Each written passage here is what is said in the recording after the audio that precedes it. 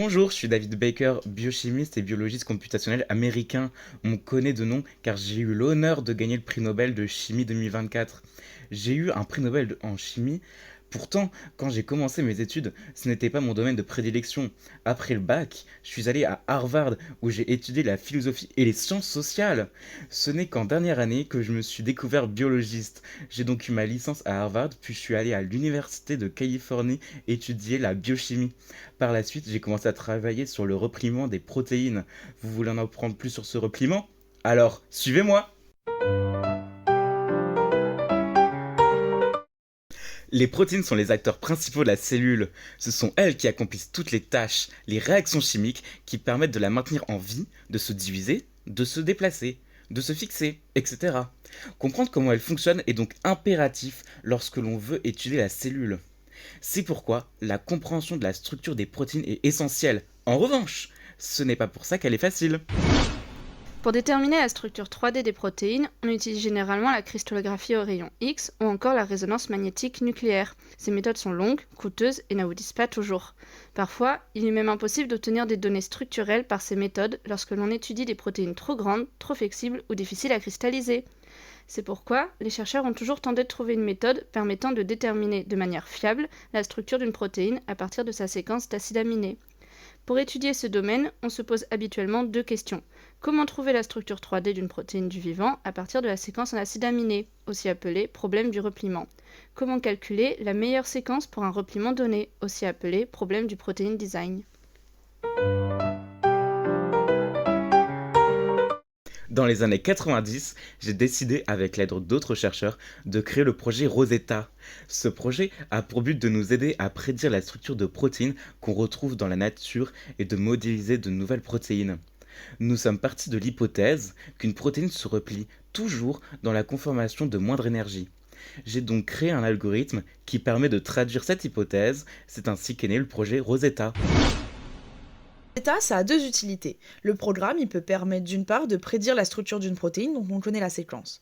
Pour cela, il va venir simuler plusieurs repliements aléatoires et calculer l'énergie de chaque conformation pour ne retenir que la structure de plus basse énergie.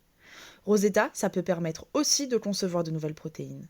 Imaginons qu'on ait une ligne de protéines que l'on veut créer. On va d'abord partir d'un squelette d'une protéine avec une forme repliée particulière mais sans les chaînes latérales des acides aminés. On fournit alors la protéine à Rosetta qui va tester aléatoirement plusieurs combinaisons de résidus.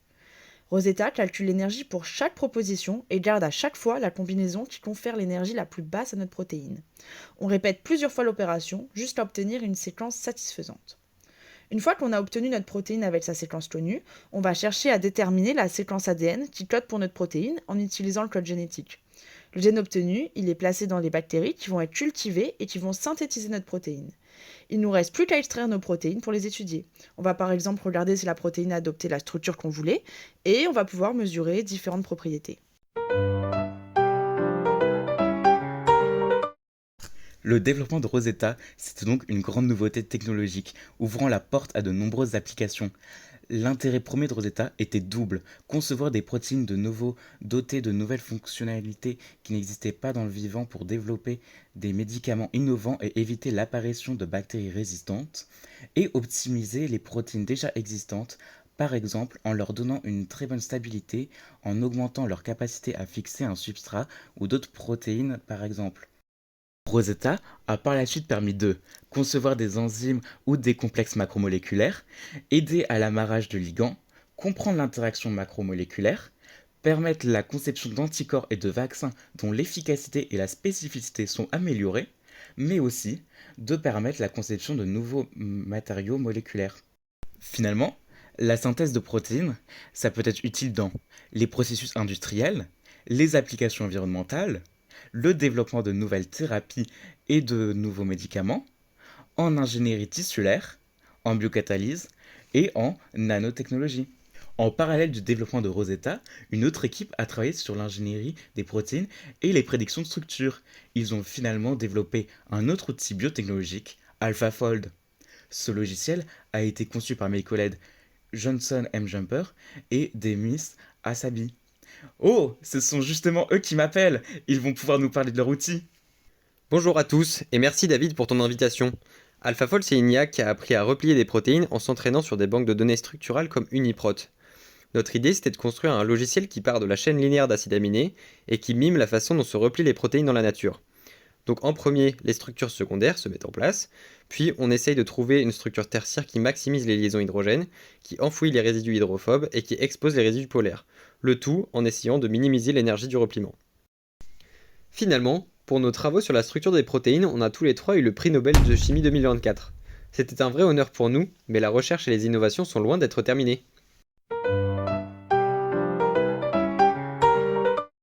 Bien que ma carrière se soit construite sur des connaissances scientifiques complexes, je trouve qu'il est plus qu'important dans notre domaine de transmettre la science à tous.